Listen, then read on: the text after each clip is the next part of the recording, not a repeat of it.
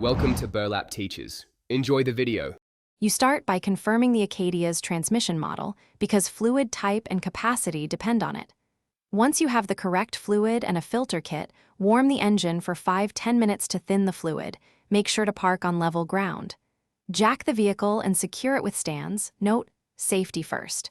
Remove the fill cap under the hood so the system can vent. Next, position the drain pan under the transmission pan and prepare to unbolt the pan carefully to catch fluid. You'll now loosen the transmission pan bolts evenly, leaving a corner bolt to control the drop. This prevents a sudden spill. Once the pan is off, drain the remaining fluid and use a scraper to clean the mating surface because a clean seal prevents leaks. Replace the transmission filter and gasket with the OEM or approved kit. Make sure the filter seats fully. Inspect the pan magnet for metal particles and check fluid color and smell. Dark or burnt fluid indicates you should reinstall the pan torquing bolts to spec, then refill through the dipstick tube or fill port with the exact fluid type and approximate quantity.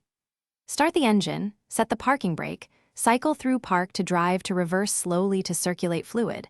Once warm, recheck level and top to the correct mark.